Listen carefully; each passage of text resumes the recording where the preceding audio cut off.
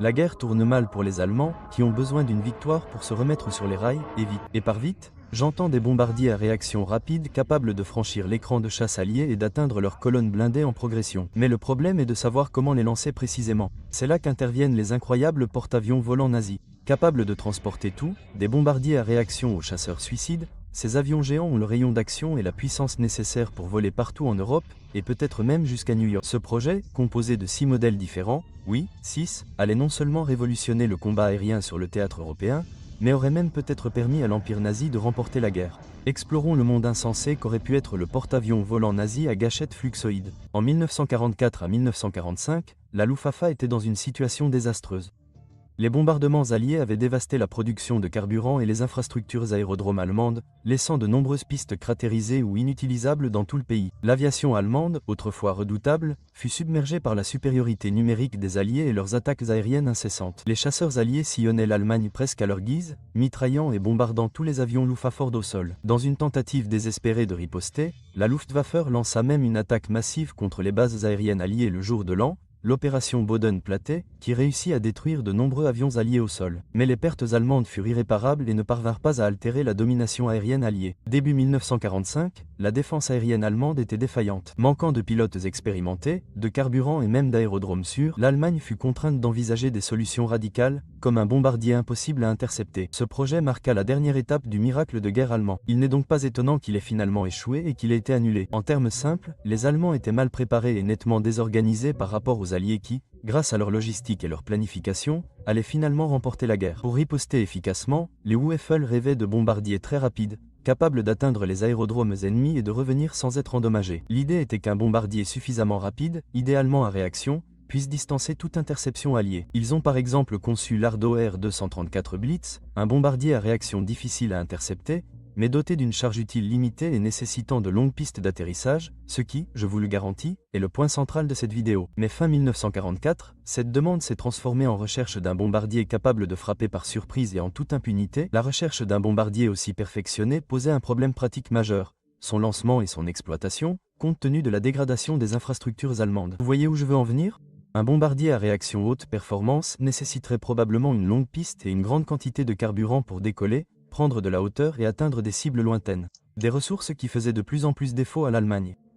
Ainsi, fin 1944, les raids aériens alliés avaient détruit de nombreux aéroports allemands et le harcèlement constant des patrouilles aériennes alliées rendait tout décollage à grande échelle extrêmement risqué. Luftwaffe avait dû cacher des avions dans des bandes forestières et même utiliser des autoroutes comme pistes improvisées, mais cela restait insuffisant. De plus, des conceptions extrêmes, comme des bombardiers propulsés par fusée ou des bombardiers très lourds, souvent incapables de décoller en toute sécurité, furent envisagées.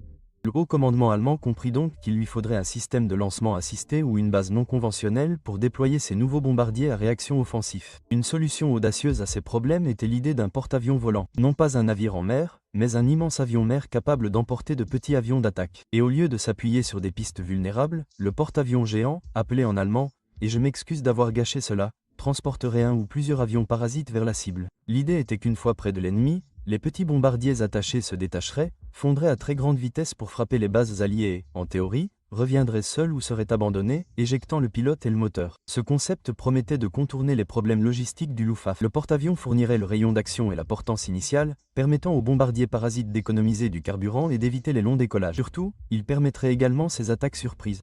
Le porte-avions s'approcherait discrètement, éventuellement à haute altitude ou par un détour, puis lancerait brusquement ses bombardiers rapides pour une accélération rapide vers la cible. Avec l'appui du haut commandement allemand, Daimler-Benz et Focke-Wulf se mirent au travail et élaborèrent une série de projets, des projets AF, explorant précisément cette idée. Le premier de la série, le projet DBA-1, était l'avion porte-avions. Il possédait une aile droite avec une conicité et un léger dièdre sur les sections extérieures. Il était équipé de 4 ou 6 turbopropulseurs montés sur des pylônes, fixés au bord d'attaque de l'aile. Le train d'atterrissage était fixe, avec une voie large de 25 mètres et 3 roues par jambe. Le projet DBA-2, un bombardier biréacteur, était suspendu sous le porte-avions et transporté dans une soute pour économiser le carburant. Les 2 turboréacteurs, des BMW 018, étaient montés sous les ailes. Tout comme le Mi-262, il devait accueillir un équipage de 3 ou 4 personnes dans un cockpit pressurisé situé à l'extrémité avant du bombardier. L'empennage en V était installé pour faciliter l'emport sous un porte-avions et il pouvait emporter une charge de bombe d'environ 30 000 kg. Le problème du premier projet résidait dans sa trop grande exigence en ressources. Le projet B fut donc lancé, une version révisée du porte-avions A et de son bombardier à réaction parasite. Les réacteurs étant une technologie essentielle et limitée à l'époque, le vaisseau mère fut modifié pour être propulsé par 6 moteurs à piston, dont 4 moteurs tractants et 2 moteurs propulseurs. Le train d'atterrissage surélevé était situé sous les nacelles des moteurs extérieurs et il possédait 3 ailes partiellement encastrées dans les jambes du train. Le train d'atterrissage surélevé, fixé dans le véhicule extérieur, offrait un dégagement suffisant pour accueillir un bombardier parasite plus grand sous l'avion porteur.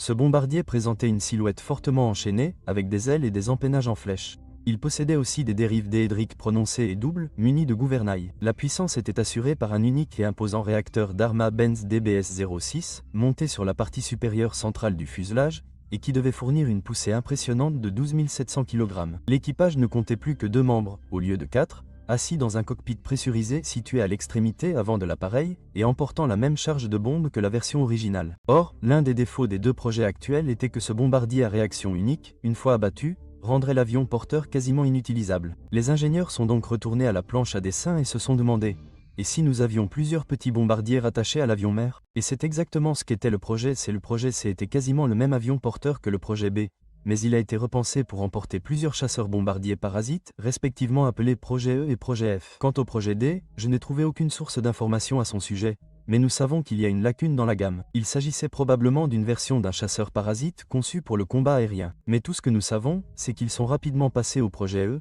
un missile piloté lancé depuis un avion porteur. 5 de ces missiles pilotés seraient embarqués simultanément depuis l'avion porteur, les ailes et l'empennage étant fortement inclinés vers l'arrière et propulsés par un seul réacteur. Si vous cherchez la bombe sur ce chasseur parasite, vous remarquerez que l'avion tout entier est la bombe. Dans le nez se trouvait une ogive contenant 2500 kg d'explosifs qui exploserait à l'impact. Le plan prévoyait que ce vaisseau mère se rapprocherait au plus près des lignes de front avant de larguer cette nuée d'avions suicides. Chaque pilote choisirait sa propre cible et volerait droit dessus. Une fois le pilote assuré d'être touché, il devait s'échapper par le siège éjectable. Bien que cet avion ne fût pas officiellement considéré comme un avion suicide, les chances de survie du pilote étaient probablement très faibles en raison de la vitesse de l'appareil lors de l'attaque, de la proximité de la cible lors de l'éjection et de la disposition douteuse du siège éjectable. Enfin, le projet F était un dérivé du projet E. La charge explosive avait été portée à 3000 kg dans le nez et le siège éjectable avait été déplacé du haut vers une trappe située sous l'avion. Je ne suis pas sûr que cela aurait réellement amélioré les chances de survie du pilote lors de ces missions suicides, mais je pense que toute conception dérivée ou aménagement d'une trappe de secours est probablement un pas dans la bonne direction, du moins pour ces pilotes nazis déjantés. Nous avons d'ailleurs réalisé une vidéo complète sur ces avions suicides nazis. Si vous souhaitez découvrir leur fonctionnement après cela, je vous mets un lien ci-dessous. Que s'est-il passé exactement avec ces plans prêts à décoller? Pourquoi les nazis n'ont-ils jamais construit ces avions? Le projet de porte-avions volant constituait une réponse directe à la situation stratégique difficile de l'Allemagne durant la phase finale de la Seconde Guerre mondiale. Il visait à résoudre plusieurs problèmes à la fois, le manque de pistes, le rayon d'action insuffisant et la vulnérabilité aux interceptions. En emportant ses bombardiers rapides et ses avions suicides au combat, cet avion mère pouvait théoriquement contourner toutes les faiblesses de l'aviation allemande et déclencher des attaques là où on les attendait le moins. Mais en réalité, ces projets fantastiques n'ont jamais dépassé le stade des dessins et des maquettes en soufflerie.